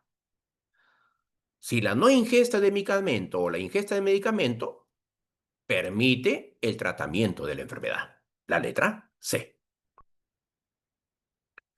Ahí tenemos nuevamente. ¿Ve? En su comentario, Carla describe la existencia de dos grupos. Un grupo recibe el medicamento, es tu grupo experimental, y el otro grupo no recibe, ¿no? El otro grupo está recibiendo el placebo, es decir, una sustancia sin efecto real, pero que simula el medicamento, ¿no? Este sería entonces el grupo testigo. El propósito de este diseño es comparar los resultados entre ambos grupos para determinar si el medicamento tiene efecto real más allá del placebo.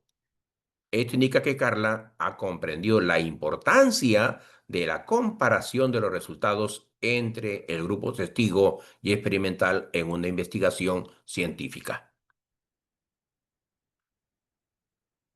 Muy bien, entonces, respuesta, letra C. Siguiente. Miguel, un estudiante lleva al aula el siguiente recorte periodístico. Ojo, colegas, son casuística del ministerio. Claro que también hay casuísticas que Centro Profesional Docente, por intermedio de mi persona, como especialista de ciencia y tecnología, está pensando que también pueden venir y que también te va a servir como insumo para que puedas llegar a acertar, a escoger la respuesta correcta. Dice, Miguel, un estudiante lleva al aula el siguiente recorte periodístico sobre la tuberculosis. El agente causal de la tuberculosis es de su descubridor, Bacilo de Koch. ¿Cuál es el nombre científico? Mycobacterium tuberculosum.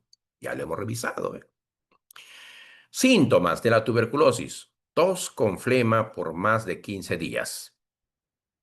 Sudoración nocturna, fiebre, cansancio, pérdida de peso y falta de apetito. Transmisión. Se transmite a través de gotitas. Esas gotitas le suelen llamar gotita de Fluyec. ¿Ya? Gotita de Fluyec. O fluge. Acá. Diéresis.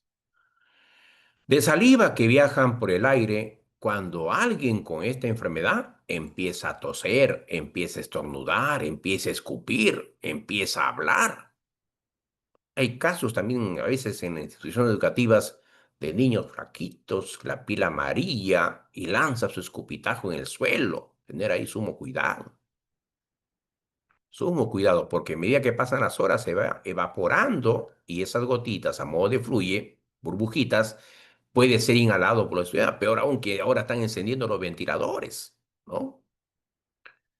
Bueno, ha disminuido el encendido de los ventiladores por esta viaje que estamos, ¿no? Incluso el hablar, ¿no? Cercanamente a un estudiante. Tener sumo cuidado también si de repente estamos eh, tratando de repente, no ingerimos los alimentos en nuestras horas y nuestra defensa pueden ir bajando, también podríamos también padecer la enfermedad. Luego dice, granuloma en tejido pulmonar. La tuberculosis afecta comúnmente al tejido pulmonar, ¿cierto?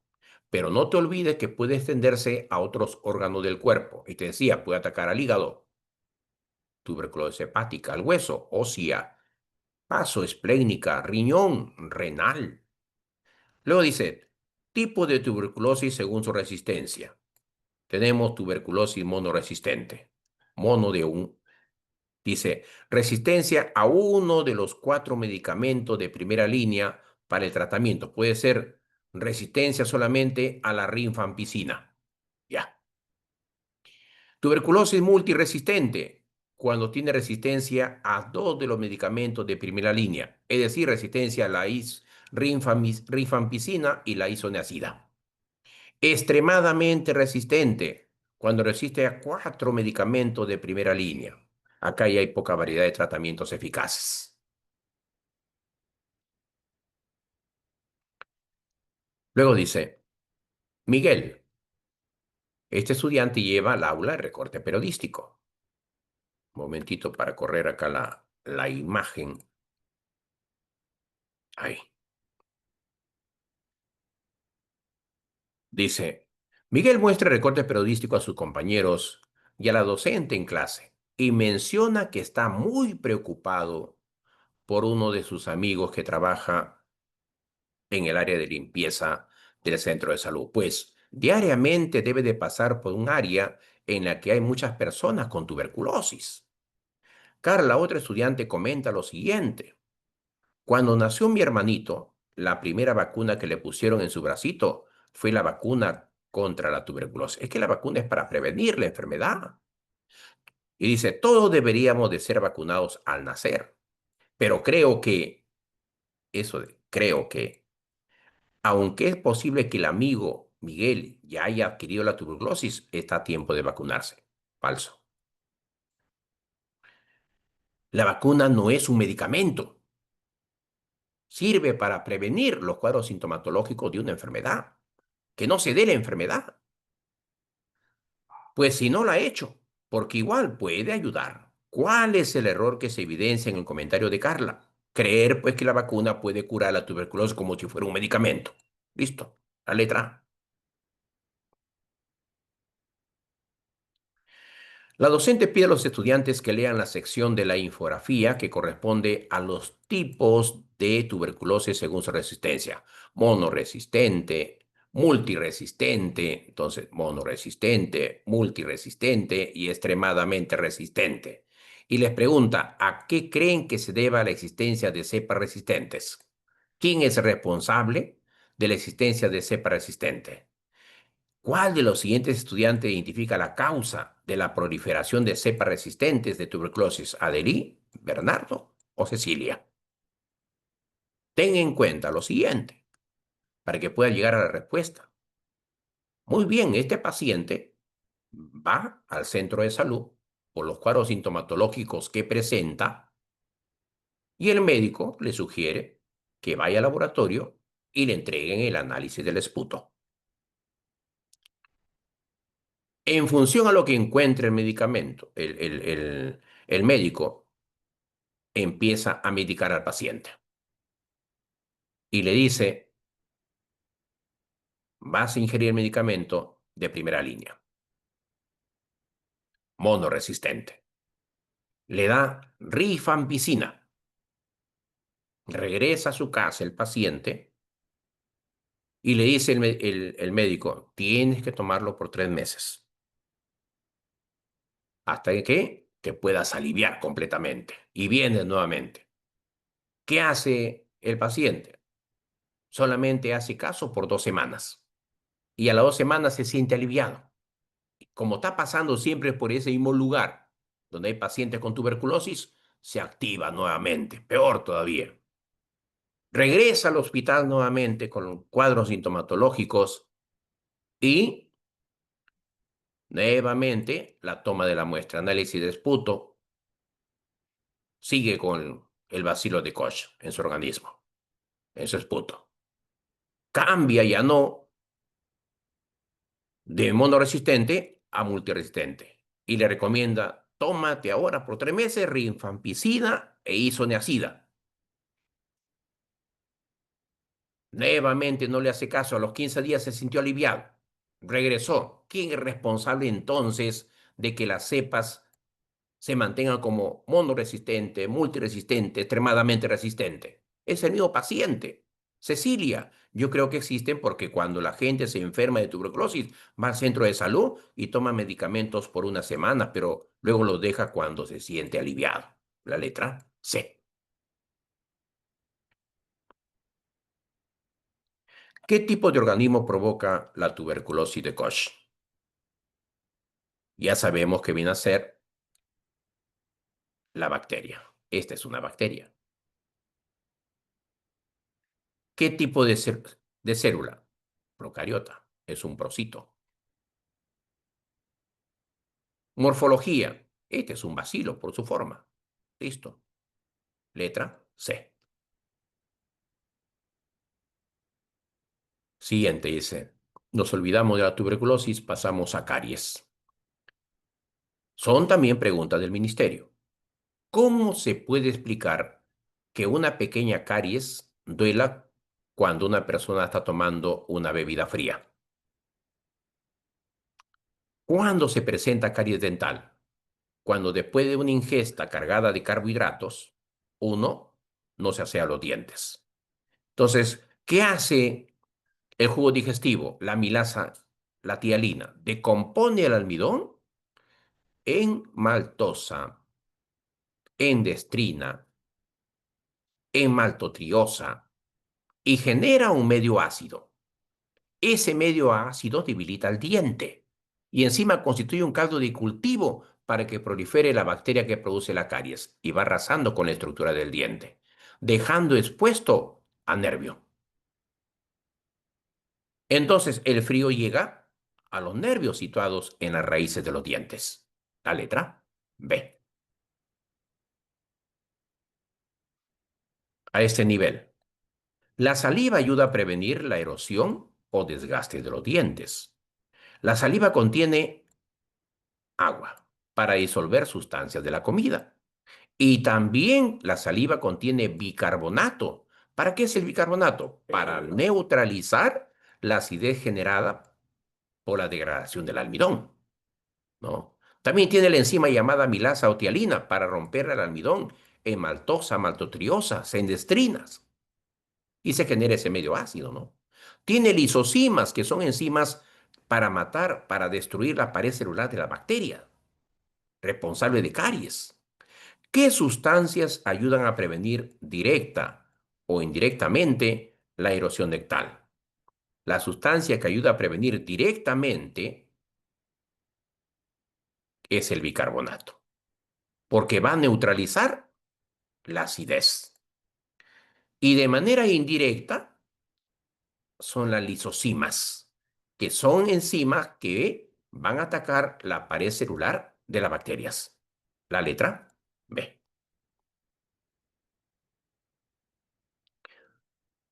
A este nivel ahora, ¿qué bacteria produce la caries dental?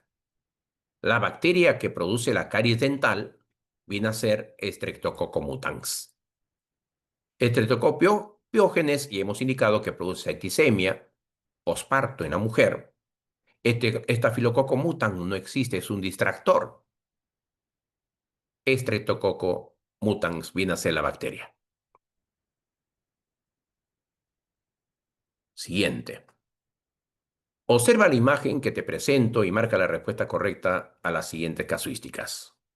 ¿Cuál de las siguientes preguntas relacionadas a la imagen contiene las variables para formular un problema de investigación? En una pregunta de investigación se caracteriza porque tiene la variable independiente y la variable dependiente. Y al observar la imagen, la variable independiente, ¿quién viene a ser? La variable independiente es el tipo de alimento que están ingiriendo los niños. Tipo de alimento. ¿Y quién viene a ser la variable dependiente. La variable dependiente lo que va a provocar esos tipos de alimentos cargados de carbohidratos, cargados de lípidos. ¿Qué es lo que está provocando? Rechoncitos. Va a provocar obesidad. Entonces ya tengo, ¿no? ¿Cómo influye el tipo de alimentación variable independiente en la variable dependiente obesidad en los niños? La letra A. No te olvides esta pregunta que lo vamos a emplear en la siguiente pregunta. ¿Cómo influye el tipo de alimentación en la obesidad de los niños? Ahora, ¿qué dice? De acuerdo a la pregunta anterior, ¿cuál sería la posible hipótesis para tu problema de investigación? La hipótesis también debe de tener la variable independiente y la variable dependiente, ¿no? Hemos indicado que el independiente es el tipo de alimentación y cuando hablamos de tipo de alimentación hablamos de carbohidratos y hablamos de lípidos. Y siempre la variable dependiente va a estar hablándose sobre la obesidad, ¿no? Entonces, en lugar de tipo de alimento, voy a encontrar carbohidrato y lípido. Si los niños, ahí está el andamiaje, si los niños se alimentan con excesa cantidad de carbohidratos y lípidos y la implicancia, entonces padecerán de obesidad, la variable dependiente. La independiente y la variable dependiente. Listo. Son los elementos de una hipótesis. Ahí tenemos palabra de enlace, la implicancia, la variable independiente y la dependiente. La letra B. Una de las principales formas de adquirir la yardiasis, ¿quién lo provoca? Lo provoca el parásito Yardia lamblia. Yardia lamblia. Yardia lamblia viene a ser un protozoario que produce la enfermedad de la yardiasis. Este provoca desorden gastrointestinal en los niños que ingieren agua de río. Entonces dice, una de las principales formas de adquirir la yardiasis es la contaminación por heces, debido a las deposiciones de estas en el campo. Entonces está el cauce del río circulando el agua. Tenemos acá la ribera del río, los costados, ¿no? Y acá los niños empiezan a realizar sus deposiciones. Sube el caudal y jalan pues las deposiciones, ¿no? Otros niños que están ubicados en otras partes empiezan a beber el agua. ¿Agua contaminada con qué? Con Yardia lamblia. Frente a esto, los alumnos de primero de secundaria de la comunidad de San Pedro de Casta de Guarochirí proponen medidas en la población. ¿Cuál de las siguientes medidas es la más adecuada para prevenir la yardiasis? Para prevenir es eliminar este foco, ¿no? Prevenir significa evitar que los niños sigan haciendo sus deposiciones a campo abierto. Y alejados a la ribera, debemos de construir los famosos silos, huecos y puedan hacer sus deposiciones acompañado de cal. Entonces, construir silos para evitar, pues, que lógicamente los niños estén acercándose a la ribera del río y estén haciendo sus deposiciones. La letra A, construir los silos. Los alumnos leen la siguiente rejilla de conceptos, evalúan qué agente vector es responsable de determinada enfermedad. Entonces acá tengo agente vector. Y en esta columna tengo enfermedad. A continuación, el profesor solicita a los estudiantes que escriban en el paréntesis el código respectivo. Allá, la mosca. ¿Qué enfermedad produce? La fiebre tifoidea. Código 1.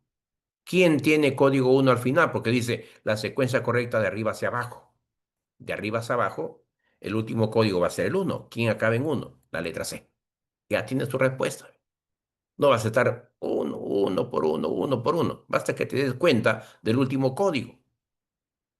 Bueno, pero vamos avanzando, estamos en práctica. Pediculosis, piojo. La enfermedad de la malaria, paludismo, zancudanófeles. La enfermedad de Carrión, ¿Quién? El mosquito Flebotomus. La peste bubónica. ¿Quién? La pulga. La enfermedad de Chagas. ¿Quién? La chirimacha. Listo. Empiece en tres, acabe en uno. De arriba hacia abajo, la respuesta está la letra C.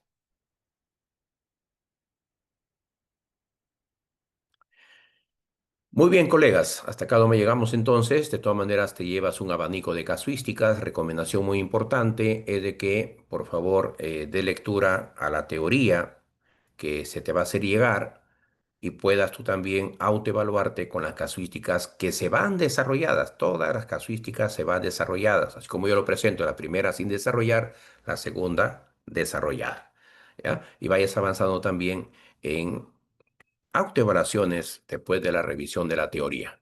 Muy bien, hasta acá donde llegamos entonces. Nos vemos hasta la siguiente semana, el día jueves, ¿no?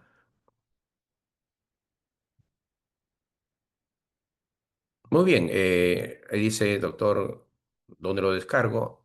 Ya les van a hacer llegar a los que tienen, lógicamente, su inscripción regular por de las personas indicadas.